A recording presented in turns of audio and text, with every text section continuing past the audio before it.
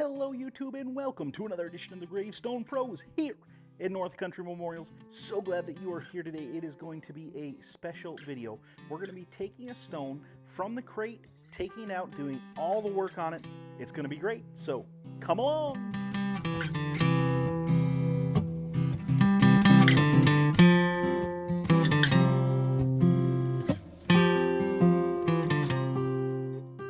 So we got the back side of the stone here. I want to come around and take a look at the front. And what a beautiful piece. I'm really excited about it. I love that edge is not straight. It's got a nice curve to it. Same with this side, and then comes up. Now the way this is going to be, there's going to be kind of a cross that comes down off of here and kind of takes up this left-hand side. It's going to look really pretty, so I'm excited about that. Got a little bit of mess to clean up over here. These need to get taken and folded up. We've got a scrap metal bin here in the corner, and then the wood, these will go outside eventually to be burned. All right, I grabbed a ton of different measurements here off of this bad boy, and we will go in and see how close it is to my computer rendering and start working on getting her cut. This is my cut room. Sometimes I'm cutting, sometimes Dad is back here cutting, but the design was done up quite a while ago. So now it's just a matter of making sure what we did and what we sent to the manufacturer that we got. It's always going to be a little bit different, but as long as it's close, we'll be able to tailor the stencil just a little bit to make it fit with the actual stone. Normally have 1/4 to 1/2 inch leeway with stone on measurements, so when you get from the manufacturer, it's still within tolerance, even if it's off up to a 1/2 inch basically. I had already cut the right edge, but I need to cut the left edge and the bottom, and so that's an easy part, but needs to be done for the purpose of being able to know where the stencil goes, how it fits on the stone. So that's pretty well right on, which is good. Yeah, that's great. So this will show you kind of how I cut my lines. I'll try and get a little closer with this angle.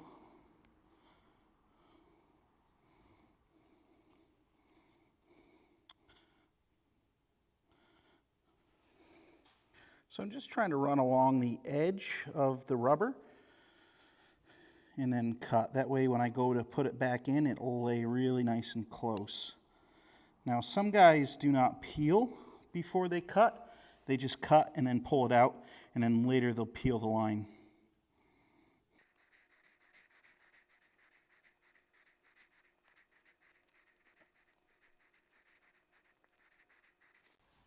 So once I've cut all the way around, I'll just pull it up. I'm just always careful watching to make sure there's no rips. Now on something like this, I've got to kind of get that part, so I'm going to come behind with my knife. That way it pulls up evenly and I don't get a rip.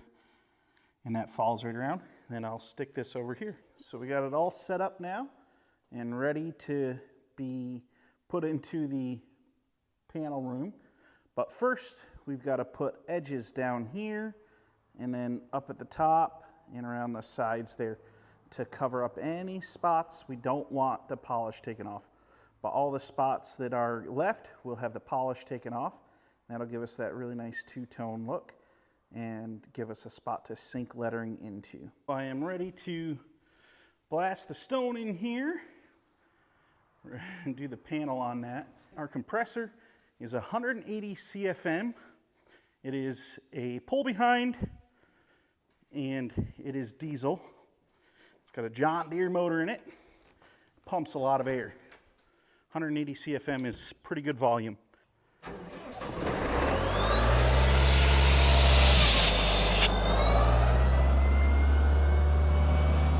All right, that should be ready to go. Let's blast her up.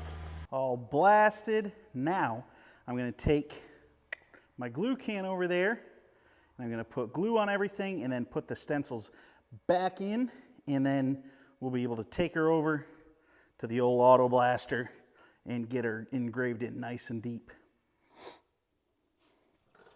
Okay, I just wanted to talk about this a little bit.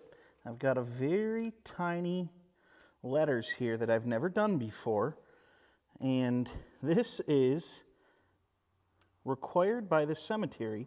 We have to have the name of the section because this cemetery has a bunch of different sections, and so it's required that that be blasted in on the bottom right hand corner of the stone here. So this information I've never done, but it has to be done for the cemetery. So that's one of the reasons I don't like to do small letters. That middle of that A popped out there, and I'm going to have to cut a new one to go in. Okay, so as you can see, I kind of pop this out.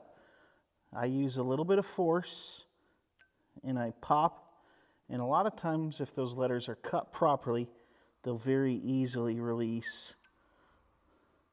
If you go too slow, it's worse, but there, that fixes that A, and that is ready to blast now. Just give it a little test. Yeah, it's in there pretty good. So there's one more line on the bottom here. And these letters are a little more of a normal size, so they should be a little easier. They're still fairly small, so I'll be careful, especially on like an R like this. I pull down away from that rather than pulling into it till I know that there's nothing there, and then it goes easy.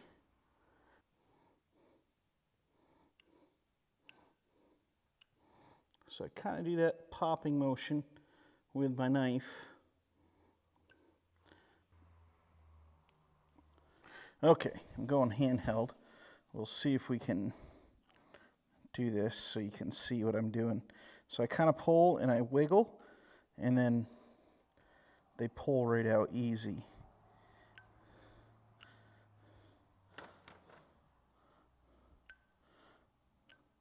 So I kind of pull out, and then as I get to that corner, I wiggle. It comes right free real easy. Again, so this R, I can cut here, and then wiggle as I go around. Wiggle, you can kind of see if I just was to pull slow, this, see if I can show this. If I just pull, this part here will come with it, which I don't want, but if I give it just a little quick pull, it goes, and then I can push that right back down. Not used to try to do this while holding a camera. Definitely is a little harder. But okay, so on the B, I pull it out. Boom, comes out nice. So I grab the E, little wiggle, you see this corner pulled up here, but we just push it back down, and it's good to go. All right, so this is ready to go. Probably Dad will do the blasting. I don't spend a lot of time blasting. Not that I couldn't, but the machine does all the work. He'll just keep an eye on it, make sure nothing blows up. So we'll try and video that. It's always hard to get it, but basically from here, we're just going to go over that again and again with compressed air and sand, and that is how we are going to engrave into the stone. Once we're done with that part, which that happens right behind me in this machine here, and that machine just goes up and down, back and forth, and that will do the blasting. Then when we're done with that, it comes out of this machine and it goes over to here, and that's where we do what we call bluing. And there we use powder from the dust of blasting, and we blast those letters again, and it smooths them just so slightly, and it makes it just a little darker inside of those letters so we don't have to use any paint. Might have noticed we switched from the front of the stone to the back of the stone there. Unfortunately, Dad did not get video of working on the front of this stone doing those other processes, so we showed him on the back the bluing, and then here is just the peeling and the cleaning of the stone. We use mineral spirits and a scrub brush, and it cleans up really nice. And this is the big reveal. I'm sorry we didn't get it on the front, but you'll get to see how beautiful that front turned out in just a minute. But then we just dry it off so we can see our work. And that's that. Come back next week and we'll tell you the story of setting this stone. It was an adventure, to say the least.